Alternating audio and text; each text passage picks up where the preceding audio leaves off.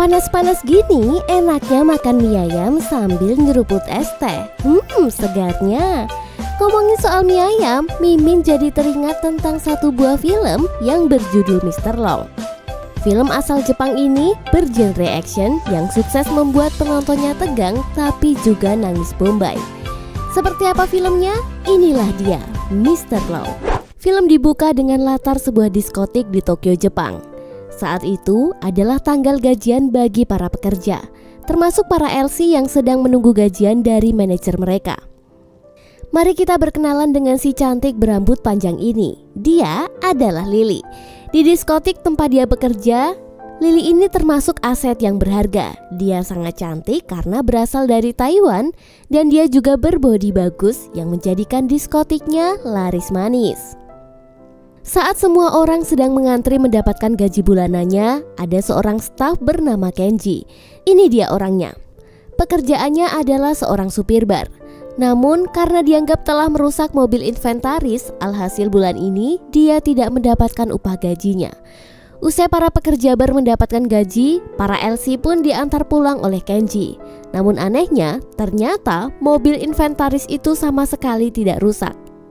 Lily yang melihat ketidakadilan itu menjadi iba dengan Kenji. Lalu dia memberikan separuh gajinya agar Kenji bisa bertahan hidup. Kenji awalnya menolak karena tidak enak hati, namun akhirnya dia pun menerima. Esok paginya, Kenji ingin berterima kasih kepada Lily dengan mengajaknya sarapan pagi. Di sarapan itulah obrolan mereka ternyata nyambung. Mereka bisa ngobrol apa adanya dan menjadi diri sendiri. Lily juga bercerita jika dulu dia punya impian ingin menjadi penari balet. Namun takdir berkata lain, yang akhirnya membawanya kini harus bekerja sebagai LC. Sejak saat itu mereka pun mulai dekat dan benih-benih cinta pun muncul di antara keduanya. Malam itu seperti dua sepasang kekasih yang dimabuk cinta, mereka pun menutup hari dengan bercocok tanam. Hidup mereka yang awalnya kesepian kini menjadi berwarna. Hingga suatu sore, saat mereka sedang jalan-jalan, Lily melihat toko perhiasan. Kenji pun diam-diam membeli sebuah kalung dengan liontin penari balet untuk hadiah ulang tahun Lily. Ulang tahun Lily kini telah tiba, tapi justru Lily lah yang memberikan kejutan untuk Kenji. Dia memberikan test pack dan bilang, "Mas, aku hamil."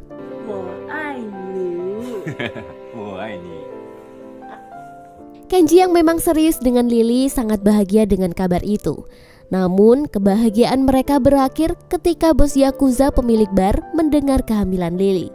Para gangster pun segera memukuli Kenji hingga babak belur.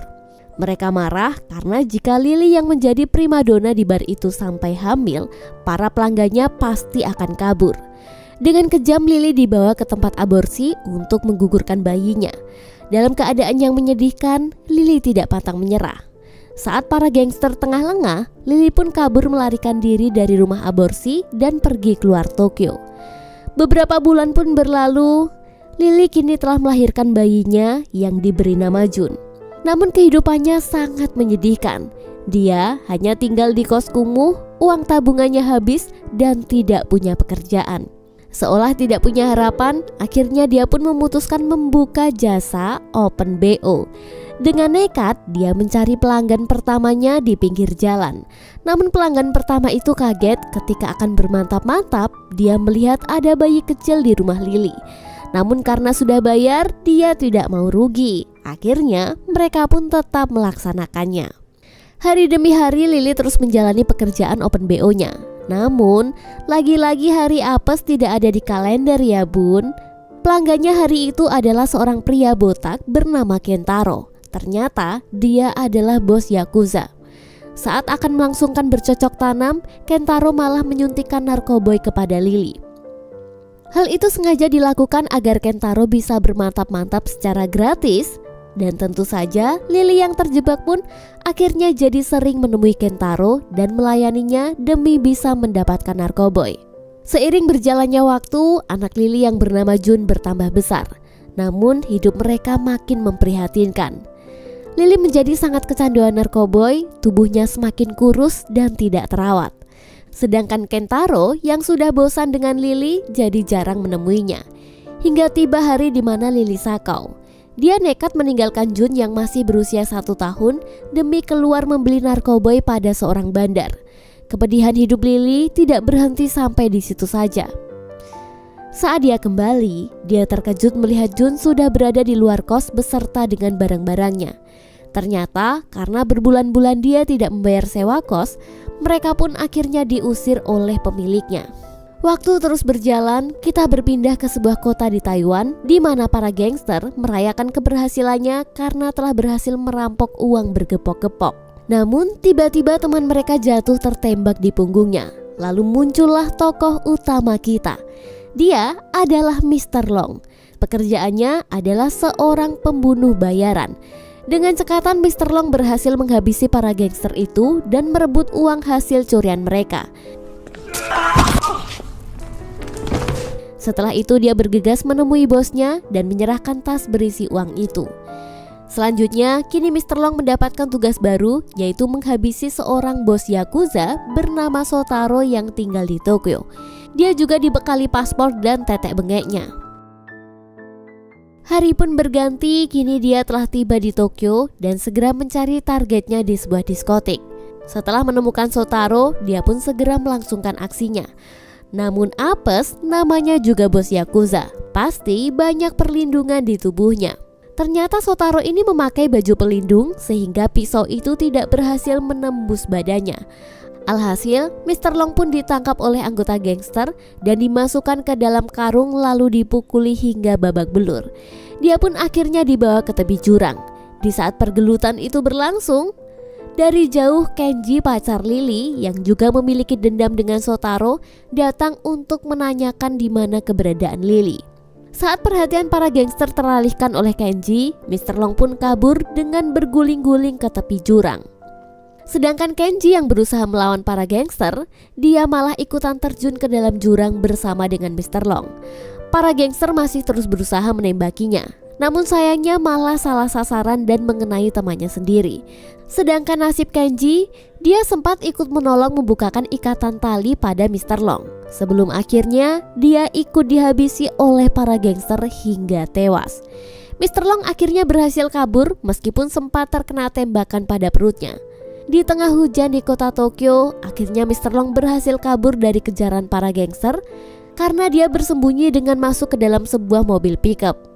Hari pun berganti, Mr. Long yang menumpang di dalam mobil pickup itu akhirnya tiba di sebuah kampung kumuh yang kebanyakan penghuninya adalah imigran Cina, di mana kebanyakan penghuni di sana adalah para pemakai narkoboy. Sungguh kampung yang madesu. Mr. Long yang sudah lemas akhirnya istirahat di atas seng bekas. Beberapa saat kemudian datang bocil yang membangunkannya dan memberikan minum. Lalu bocil itu pergi lagi dan balik lagi sambil membawa obat-obatan. Selang beberapa saat bocil itu kembali lagi dan kali ini dia membawa pakaian wanita agar Mr. Long mengganti pakaiannya yang sudah kotor. Selang beberapa saat terdengar petani yang sedang mengejar si bocil yang telah mencuri sayuran darinya. Karena Mr. Long sudah sangat lapar, dia pun mengambil sayuran itu dan menemukan rumah yang masih memiliki air bersih. Meskipun kondisinya sudah sangat tidak layak huni, namun bisalah ya jika dia masak di sana. Dia pun segera mengambil umbi dan daun bawang hasil curian si bocil. Tak lupa dia juga mengais panci dan sotil bekas di sana. Beruntunglah dia menemukan 2 toples berisi garam dan gula. Pagi itu Mr. Long membuat sarapan dengan peralatan seadanya. Dia juga memberikan semangkok untuk si bocil. Saat mereka sedang sarapan, Mr. Long kaget karena si bocil ini ternyata bisa bahasa Cina seperti dirinya. Selang beberapa saat, terdengar wanita memanggil yang ternyata dia adalah Lily. Jadi, bocil yang baik hati tadi adalah Jun yang kini sudah tumbuh agak besar. Ternyata Lily memanggilnya untuk membelikan narkoboy karena kondisi Lily sedang sakau. Jun yang masih belum mengerti apa-apa menuruti permintaan ibunya. Sang bandar narkoba yang nampak sudah terbiasa dengan kebiasaan ini menyamarkan narkoboy itu dengan memasukkannya ke dalam sebuah mainan. Dari kejauhan, ternyata Mr. Long membuntuti Jun dan merasa prihatin melihat hal ini. Setelah Jun sampai di rumah, dia segera menyerahkan narkoboy itu kepada ibunya. Namun, Mr. Long datang dan segera merebut barang haram itu.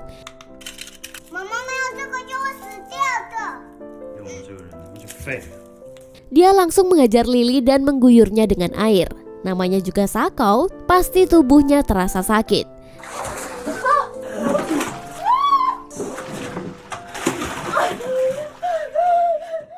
Demi menghindari Lily yang ingin menyakiti diri sendiri, Mr. Long pun mengikatkan tubuhnya di pojokan. Melihat itu, Jun kebingungan dengan sikap Mr. Long yang belum mengerti jika ibunya ini sedang sakau. Sambil membuat makanan untuk Lily, Mr. Long dengan sabar memberitahu Jun jika kondisi ibunya tidak baik-baik saja. Malam harinya Mr. Long yang sudah terjebak di kota itu mencari cara agar bisa pulang ke negaranya. Saat dia berkeliling, dia melihat mobil pick-up yang tidak ada supirnya. Segera dia mencuri HP agar bisa menghubungi bosnya di Taiwan. Namun yang mengangkat telepon adalah bos asistennya. Karena sudah tidak punya paspor, HP dan uang sepeser pun, dia pun kebingungan bagaimana cara dia bisa kembali. Di saat itulah dia diberitahu jika ada jadwal kapal yang akan berlayar dari Jepang ke Taiwan pada tanggal 30 Agustus. Sedangkan harga tiket kapalnya adalah 300.000 yen. Tentu saja Mr. Long jadi putus asa mengingat dia tinggal di kota yang isinya adalah orang-orang miskin, lapangan pekerjaan pun gak ada. Mau cari uang di mana coba? Hari pun berganti, Mr. Long kembali memasak seperti biasa. Namun ternyata asap masakannya itu sampai ke tetangga sekitar bernama Pak Heisuke. Pak Heisuke yang kepingin pun ingin mencicipinya. Naksirlah dia pada masakan itu. Dengan segera, Mr. Long diajak ke rumahnya untuk memasak. Hanya memasak sayur sawi saja, nikmatnya luar biasa. Sampai-sampai para tetangga yang lainnya pun ikut datang mencicipinya.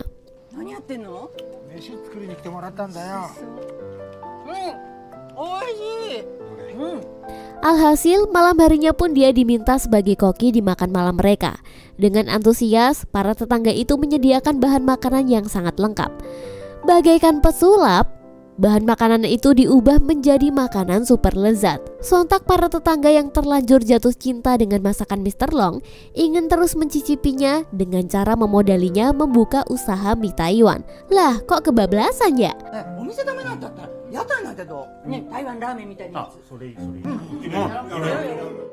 Tapi namanya juga rezeki, masa mau ditolak?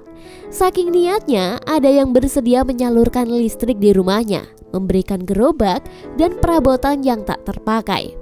Sesampainya di rumah, Mr. Long juga membuat bubur untuk diberikan kepada Lily yang masih dalam keadaan dipasung. Setelah itu, Mr. Long menyalakan lilin dan ngepet. Oh, tidak.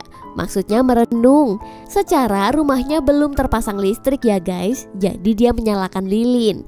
Di tengah kegelapan itu dia merenung dan melihat beberapa lembar uang yang didapat dari tetangganya.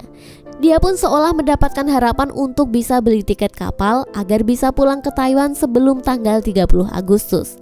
Esok paginya, Mr. Long ditemani Jun duduk merenung memandangi gerobak pemberian tetangganya. Setelah itu, berbondong-bondong tetangga lain datang dan membersihkan rumahnya. Pokoknya semua menjadi beres. Dibikinin gerobak, dibeliin bahan baku jualan, dipasangin listrik, dan diberi tanaman-tanaman bagus. Wah, Mimin juga mau punya tetangga sebaik ini. Sebagai orang yang punya kehidupan yang keras, tentu Mr. Long hanya bisa bengong melihat kebaikan dari semua tetangganya. Malam harinya, terlihat Lily yang sudah mulai membaik sedang menikmati bubur buatan Mr. Long. Sedangkan Mr. Long sendiri sedang menghitung hari apakah cukup dia mengumpulkan uang 300.000 yen dalam 4 hari. Esoknya Mr. Long dengan semangat berjualan mie Taiwan di depan kuil. Jualan itu ternyata langsung ludes. Bahkan salah satu tetangganya mengajak sesama fans parfum band untuk menyemangati Mr. Long saat berjualan. Alhasil Mr. Long yang introvert ini pun dibuat malu olehnya. Usai berjualan, mereka pulang dengan hati gembira. Dan sebagai reward, mereka pun menikmati es krim bersama di pinggir sungai. Malam harinya, Lily menatap Jun anaknya sambil menikmati bubur buatan Mr. Long. Dia sedih karena tidak bisa memberikan keluarga yang utuh bagi Jun. Sedangkan Mr. Long dengan semangat dia kembali membuat mie untuk bahan jualan besok pagi. Hari berganti, dengan masih ditemani oleh Jun, Mr. Long berjualan lagi di depan kuil. Kali ini makin laris jualannya saking lezatnya mie Taiwan ini. Bahkan ada yang sengaja memotretnya untuk upload di sosmed. Namun Mr. Long yang misterius berusaha untuk bersembunyi. Sorenya, seperti biasa dia mengajak Jun makan es krim di pinggir sungai. Lanjut malam hari, Long kembali membuat bahan baku dan istirahat. Namun, dia mimpi buruk. Dia bertemu ketua gangster yang mentertawakannya. Lalu dalam mimpi itu, ketua gangster menghabisi tetangganya satu persatu. Jelas mimpi itu membuatnya menjadi sangat gelisah. Pagi pun tiba, terlihat Lily sudah sembuh dari kecanduan narkoboynya. Sedangkan Mr. Long dan Jun masih seperti biasa, mereka dengan semangat berjualan. Malam harinya mereka diajak menonton drama musikal di kuil. Tetangganya yang mendapatkan juara 3 mendapat hadiah tiket wisata mengunjungi Wonderland. Dengan sukarela, tetangga itu pun memberikannya kepada Jun agar bisa pergi bersama dengan Mr. Long dan Lily. Bahkan tetangga yang baik itu juga meminjamkan kamera.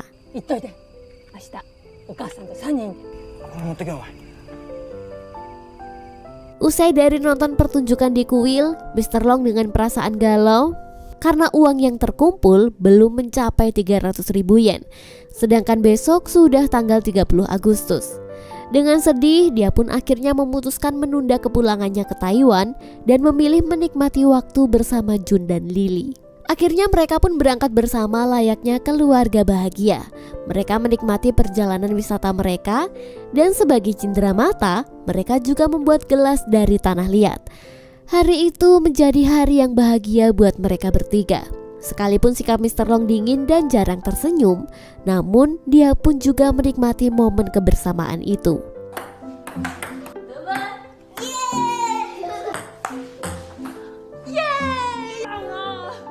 Saat mereka pulang dari piknik itu, tak lupa mereka membagikan tetangganya oleh-oleh.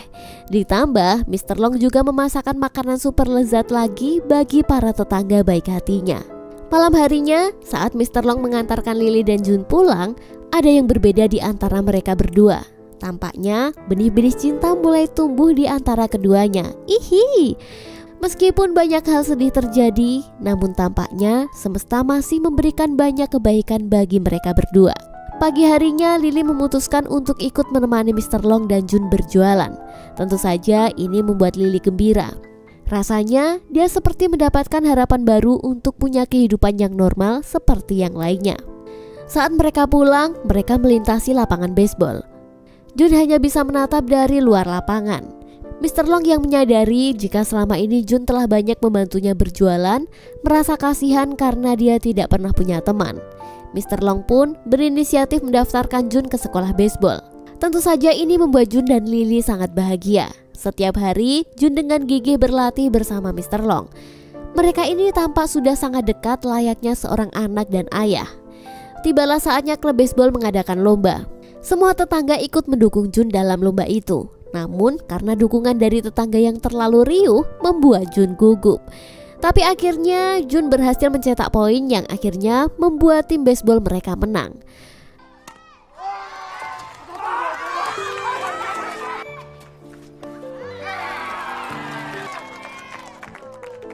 Hari berikutnya ya masih seperti biasa. Mereka kompak mendorong gerobak untuk berjualan mie ayamnya. Di tengah kebahagiaan itu, tanpa sadar dari kejauhan mereka dilihat oleh si botak Kentaro. Lagi-lagi si botak ini. Lily yang ketakutan berniat untuk kabur melarikan diri dan pulang ke rumah. Namun apes, ternyata Kentaro sudah ada di rumahnya. Kentaro bilang bahwa dia sedang mencari Mr. Long dan tidak menyangka jika Mr. Long sedang dekat dengan Lily. Lily yang ketakutan berusaha kabur, namun sayangnya tidak bisa. Alhasil dengan kejam Kentaro lagi-lagi memperkaosnya dan menyuntikkan barang haram itu lagi. Hidup Lily yang tadinya mulai membaik kini dihancurkan lagi berkeping-keping. Dia sangat depresi meratapi nasibnya yang terasa tidak adil. Setelah itu, Kentaro mendatangi gerobak Mr. Long. Dia memesan mie dan dia akui memang rasanya enak. Namun Mr. Long mulai curiga jika orang ini pasti berniat jahat kepadanya. Segera dia teringat Lily dan langsung pulang ke rumah. Sesampainya di rumah, pemandangan mengerikan pun terjadi.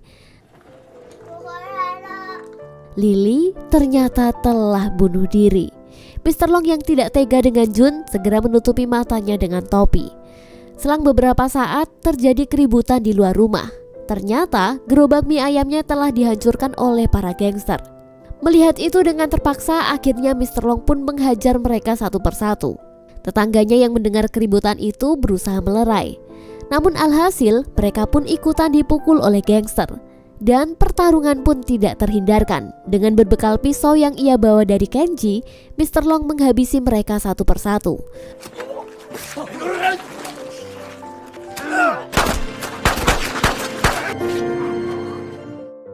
Usai pergelutan yang berdarah-darah itu, akhirnya Mr. Long berhasil membunuh Shotaro. Namun sayangnya para tetangga dibuat syok karena orang yang selama ini dia bantu ternyata adalah pembunuh bayaran. Demi keselamatan bersama, mereka pun terpaksa mengusir Mr. Long agar kembali ke negaranya. Akhirnya mereka pun berpisah. Setelah sampai di Taiwan, Mr. Long kembali menemui bosnya dan mendapatkan misi baru.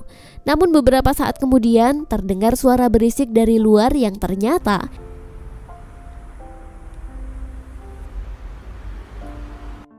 itu adalah para tetangganya dari Jepang yang mengantarkan Jun. Dengan penuh haru, Mr. Long memeluk Jun dan memutuskan untuk mengadopsinya.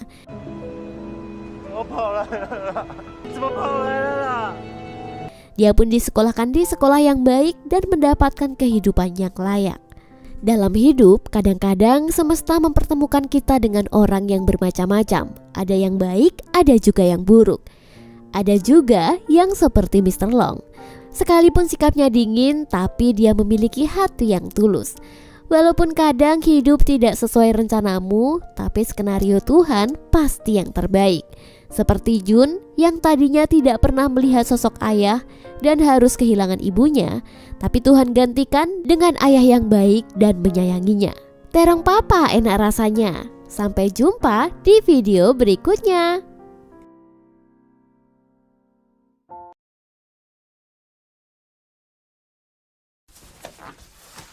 商売以外は俺とだけやってりゃいいんだよ。